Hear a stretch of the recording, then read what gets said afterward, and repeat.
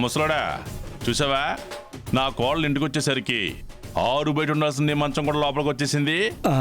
అవును, అలా టైంకి ఇంత ముద్ద కూడా దొరుకుతోంది. ఎంతైనా నా మనవరాలు గ్రేటు. అన్నింటికీ కారణం మీ మనవరాలు కాదు ముసలోడా, నీ కోడలు పిసినారుతనం. డబ్బులకి ప్రాణాలకి లింక్ పెట్టుకుంది, అందుకే ఇప్పుడు చెప్పినవన్నీ చేస్తుంది. ఏమే ముసల్దానా? నీ అంకమ్మ ముసల్దాన్నంట, నాకేదో పెద్ద వయసు అయిపోయినట్టు. తలకి రంగు వేస్తే యంగ్ అయిపోకాని అయిందా? అవుతుంది త్వరగా కానీ. అలాగే. దిక్కుమాలి సంత ఆ దరిద్రపు కొట్టి ఎదవా 5 లక్షలు కొట్టేకుండా ఉంటే వీళ్ళని ఖచ్చితంగా బయటకు పంపించుండేదాన్ని. వాడేమో డబ్బులు కొట్టేశాడు, ఇప్పుడు డబ్బులు ఇస్తే కాని వీళ్ళు బయటకు పోవని కూర్చున్నారు. టిఫిన్లు, బిర్యానీలు, పాయసాలు, వీళ్ళ పిండాకుడు. నన్ను కట్టుకున్న వాడికి కూడా ఎప్పుడు ఇన్ని రకాలు వండి పెట్టలేదు. వస్తున్నావా? వస్తున్నాను.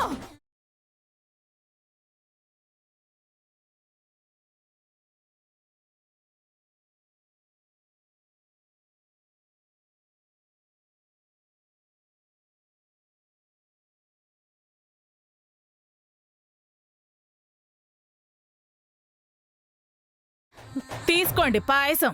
ఓకే.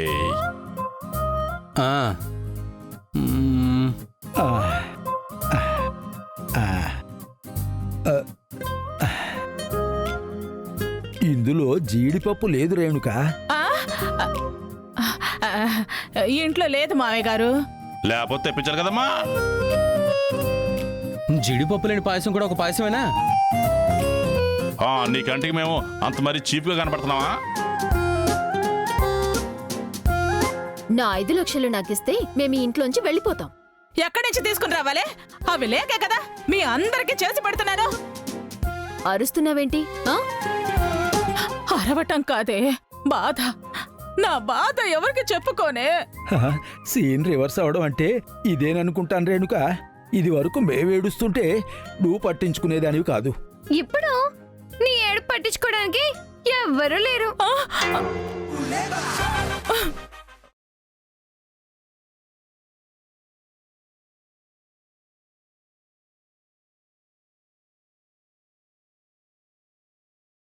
వెళ్ళి చూసొస్తాను. ఇదిగో వచ్చారని వాళ్ళతో మీటింగ్లు పెట్టుకుని కూర్చోకు, లంచ్కి లేట్ అవుతుంది. అలాగే.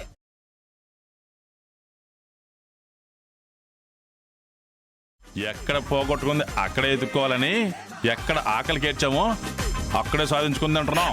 మరే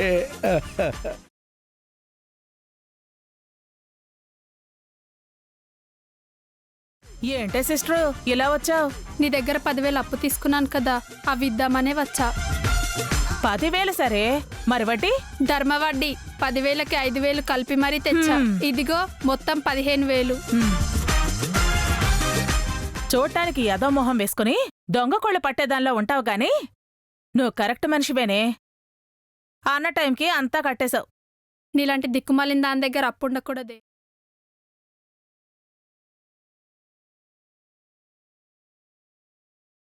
ఏంటి?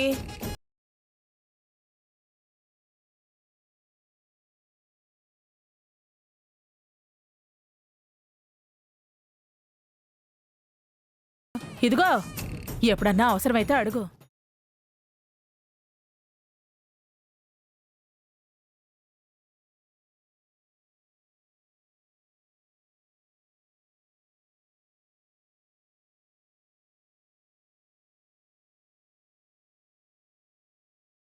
ఇది నేను వడ్డీకిచ్చిన డబ్బులు. మరి నాకు వడ్డీ డబ్బులు ఎవరిస్తారమ్మా? నీకు వడ్డీ అంటే? మరి నీ కొడుకు 5 లక్షలు కొట్టేశాడు కదా, అవి నువ్వే ఇవ్వాలి కదా. అసలుకి వడ్డీ ఉంటుంది కదా. ఆ 5 లక్షలకు ఇవి ఈ నెల వడ్డీ కింద సరిపోతుంది. ఇది అన్యాయమే. ఏది? ఇచ్చిన డబ్బులకి వడ్డీ తీసుకోవడమా? మీరు నాకేమీ వడ్డీకి ఇవ్వలేదు కదా. అవునా? సరే అయితే 5 లక్షలు ఇవ్వు, ఇవి నీకిచ్చేసి వెళ్ళిపోతా. ఆయనే ఉంటే బోడిగుండితో పనేంటని ఆ డబ్బులు లేకే కదే ఈ ఏడుపంతా. అప్పుడు తప్పదమ్మమ్మా. పదవే మమ్మీ, ఈ 15,000 తో పండుగ చేసుకుందాం.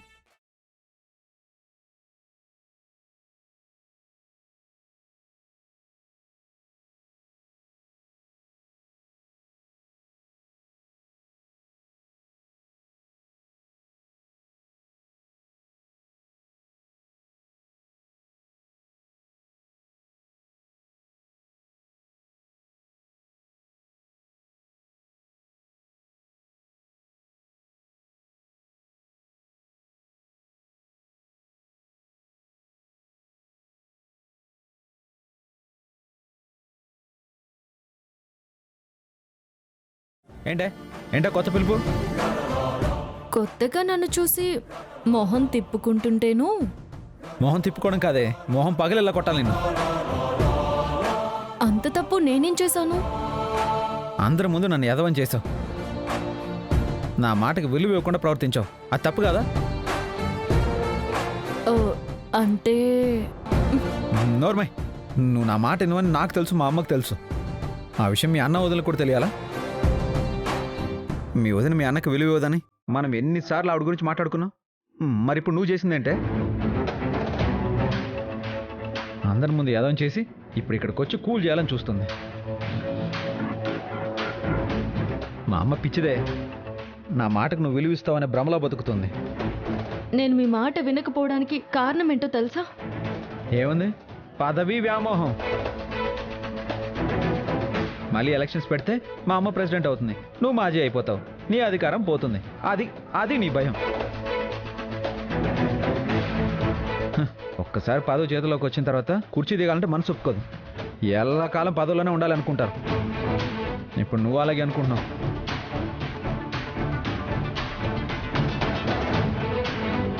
అధికారం కోసం, పదవుల కోసం గీత పాకులాడుతుందా? మీరు నమ్ముతున్నారా? జరుగుతుంది చూస్తుంటే అలాగే అనిపిస్తుంది. నీకు అలాంటి ఉద్దేశమే లేకపోతే వెళ్ళి ఎలక్షన్స్ పెట్టించమని మా నాన్నతో చెప్పడానికి ఏమైందే? మామయ్య గారితో మాట్లాడడం పెద్ద మ్యాటర్ కాదండి. మరి ఎందుకు మాట్లాడలేదండి? దానికి కారణం సారాయి సరోజ. మధ్యలో ఆవిడేం చేసింది? అత్తయ్య గారికి ఫైనాన్స్ చేస్తానని డబ్బులు ఇచ్చింది.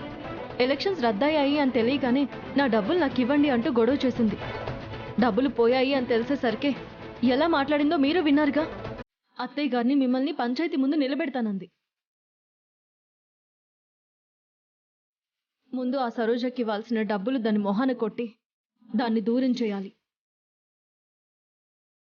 అలా కాకుండా ఎలక్షన్స్ పెడితే ఆ సరోజ డబ్బులు పట్టుకొని మళ్ళీ అత్తయ్య గారి దగ్గరికి చేరుతుంది. డబ్బులు చూడగానే అత్తయ్య గారి బుద్ధి మారుతుంది. అంటే మా అమ్మ డబ్బులకు తలంస్తుంది అంటున్నావా? ఆవిడ కళ అనుకుంటున్న పంచాయతీ ప్రెసిడెంట్ పదవి కోసం తల వంచుతుంది అంటున్నాను.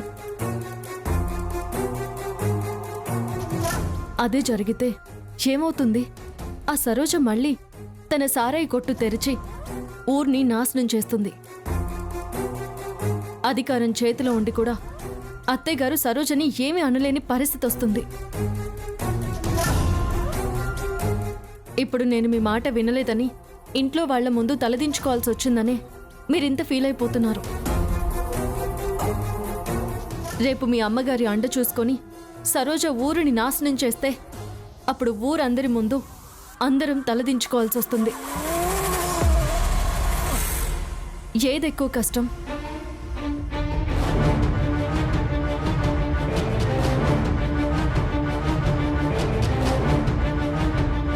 నువ్వు నన్ను కన్విన్స్ చేయడానికి చెప్తున్నట్టుంది కానీ ఆ సరోజ వల్ల ప్రాబ్లం వస్తుందని ఎలక్షన్స్ ఆపుతున్నట్టు లేదు. నిజం చెప్తున్నానండి. అత్తయ్య గారు ప్రెసిడెంట్ అయితే నాకు ఆనందమేనండి. జీవితంలో ఏర్పరచుకున్న కలలు నెరవేర్చుకుంటుంటే ఎంత ఆనందంగా ఉంటుందో నాకు తెలుసు. ఆవిడ ఆనందపడితే మనందరికీ ఆనందమే కదా.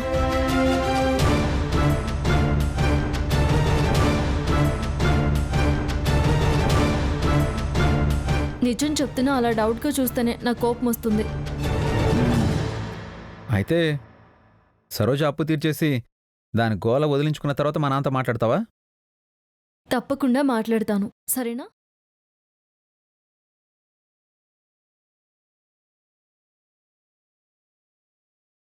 కాస్త నవ్వుతూ చెప్పొచ్చు కదా. నాకు నవ్వు రావడం లేదు. ఇప్పుడు వస్తుంది. ఎలా?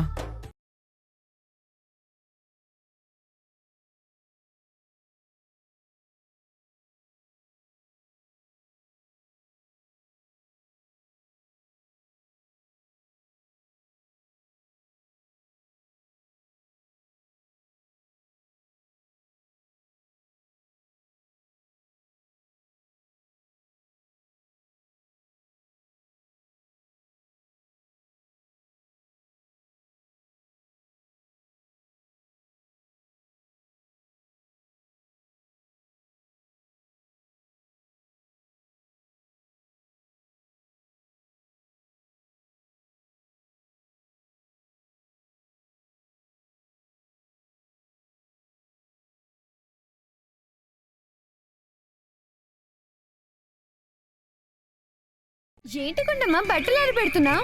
నా బట్టలే. అదేంటి నీ పనులు మీ అమ్మ చేయదా? ఎందుకు చేయదు? అయినా నేనేం చిన్నపిల్లని కాదు కదా, అందుకే నా పనులన్నీ నేనే చేసుకుంటాను. అవును, నువ్వు హ్యాపీ కదా?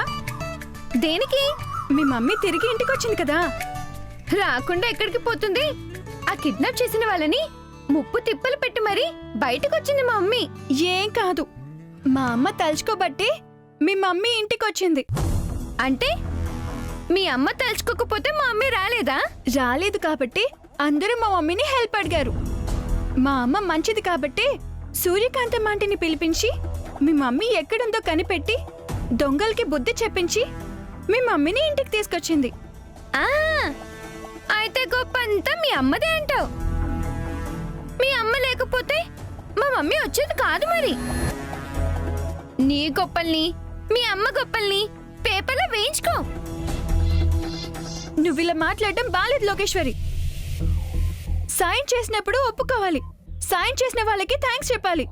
తొక్కేం కాదు, అసలు మా మమ్మీని మీ అమ్మే కిడ్నాప్ చేయించింది. తను అందరితోనూ గొప్ప అనిపించుకోవడానికి తిరిగి తీసుకొచ్చింది. హే, నువ్వు మా అమ్మకి థ్యాంక్స్ చెప్పకపోయినా పర్వాలేదు, కానీ తన గురించి తప్పుగా మాట్లాడితే మాత్రం ఒప్పుకొని చెప్తున్నాను. నేను అలాగే మాట్లాడతానే, ఏం చేస్తావు? అవునులే, అవసరం వచ్చినప్పుడు కాలు పట్టుకోవడం, అవసరం తీరాక పీక పట్టుకోవడం మీ మమ్మీకి నీకు అలవాటే కదా. ఏయ్, మా మమ్మీని ఏమైనా అన్నావంటే బాగా చెప్తున్నా. ఏ, నీకింత సాయం చేసినా మా అమ్మ నువ్వన్నప్పుడు లేదా? అంటానే, మీ అమ్మే మా మమ్మీని కిడ్నాప్ చేయించింది. మీ అమ్మ మంచిది కాదు. లోకేశ్వరి, ఇంకొక్క మాట మాట్లాడావంటే నేనేం చేస్తానో నాకే తెలీదు. ఏంటి నువ్వు చేసేది? హా? ఏయ్, నిన్ను-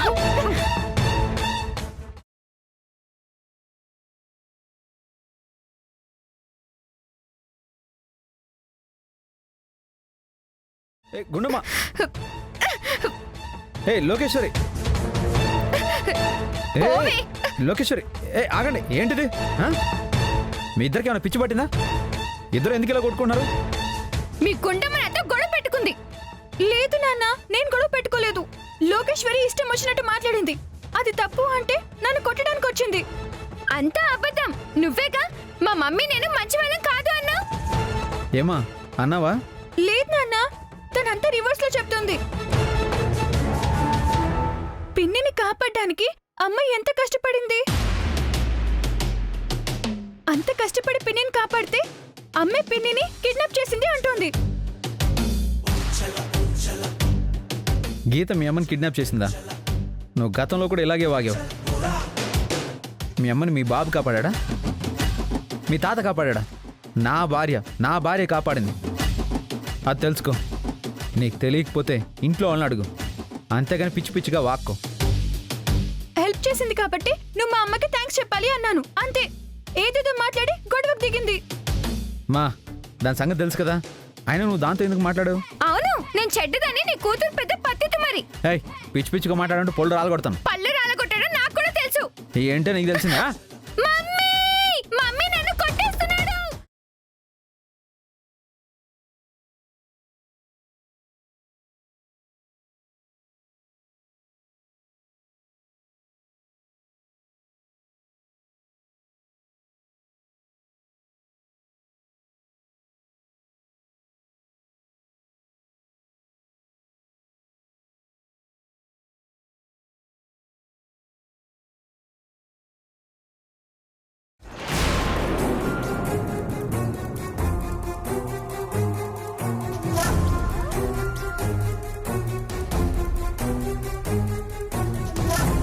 ఏయ్ తమాషాలు చేస్తున్నావా? నేను నిన్ను కొట్టడం ఏంటే? కొట్టకుండానే ఏడుస్తుందా? మా నాన్నేం కొట్టలేదు, చెయ్యెత్తాడంతే. అదే ఎందుకు చెయ్యెత్తాడు అని. నీ కూతురు ఇష్టం వచ్చినట్టు మాట్లాడుతుంటే ఏం చేయాలి మరి? ఆహా, ఏం మాట్లాడింది? నీ కూతురు గురించి తెలుసు కదా, ఏదో అనే ఉంటుంది. నేనేం అనలేదు. ముందు ఈ గుండమ్మ ఇష్టం వచ్చినట్టు మాట్లాడింది. అసలు ఏమైంది గుండమ్మా? ఇందులో నా తప్పు నాన్న తప్పు ఏం లేదమ్మా. నువ్వు పిన్నిని కాపాడావు కదా, కానీ నువ్వే పిన్నిని కిడ్నాప్ చేశావు అంటుంది.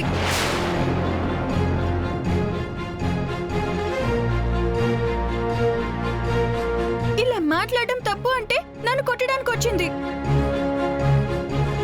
నాన్న అడ్డుపడి విడదీస్తే నాన్నని కూడా లెక్క లేకుండా మాట్లాడిందమ్మా. దాంతో కోపం వచ్చి ఒక్కటిస్తానని చెప్పాను. చిన్నపిల్లని నేను ఎందుకు కొడతాను? కొట్టాల్సిందిరా. లేకపోతే ప్రియని కాపాడడం కోసం గీత ఎంత కష్టపడిందో మనందరికీ తెలుసు.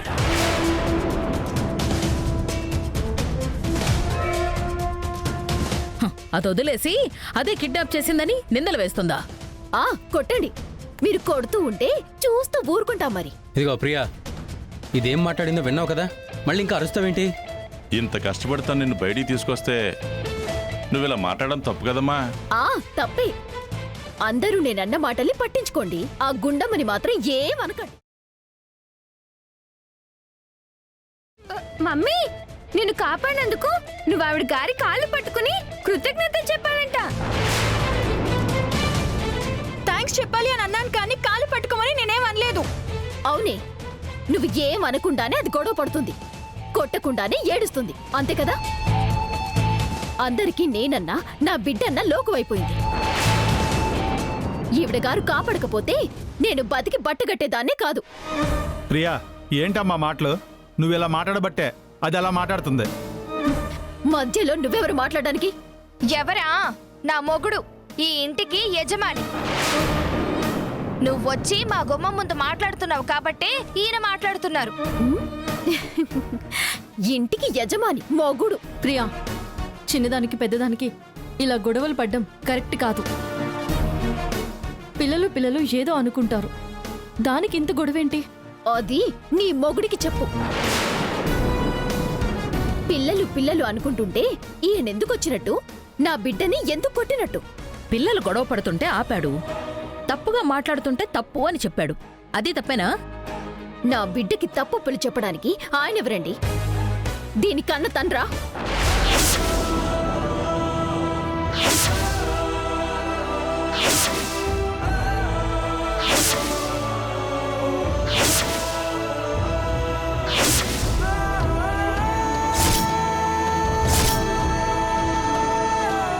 ప్రియా, అసలు నువ్వేం మాట్లాడుతున్నావు అర్థమవుతుందా? అవుతుంది. ఇక్కడ అందరికీ నా బిడ్డ నేను లోకువ. మీ అందరు కూడా వాళ్ళ సైడే అని అర్థమవుతుంది. అరే, బిడ్డ కొట్టారు అని చెప్తుంటే ఎందుకు కొట్టావని అడగటం మానేసి తిరిగి నాకే నీతులు చెప్తున్నావా? నువ్వు నా మొగుడువని చెప్పుకోవడానికి నాకు సిగ్గుగా ఉంది. అయినా ఈ దరిద్రపు కొట్టింటి వైపు నువ్వెందుకొచ్చావే? నీకంటే దరిద్రపు కొట్టు వాళ్ళు ఎవరు లేరిక్కడ. వదినా, ఇక్కడ ఎవరు ఎలాంటి వాళ్ళో అందరికీ బాగా తెలుసు. ఇంకొక్కసారి ఎవరైనా నా బిడ్డ మీద చెయ్యి వెయ్యాలి, అప్పుడు చెప్తాను ఒక్కొక్కరి సంగతి. నువ్వు రావే.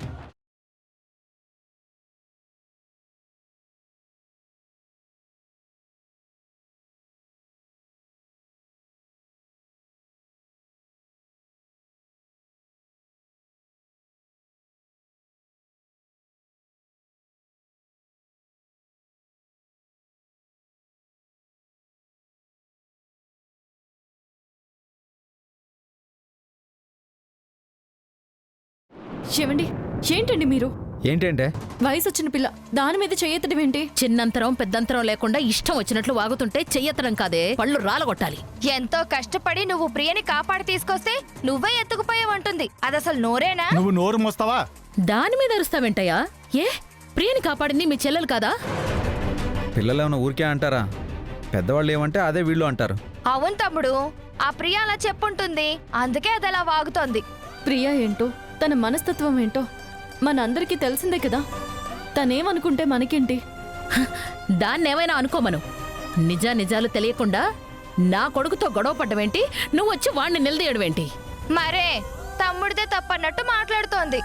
నేను గమనిస్తున్నాను కదా, ఆ లోకేశ్వరినంటే ప్రియ కంటే ఈవిడ గారే ఎక్కువ ఇదైపోతోంది.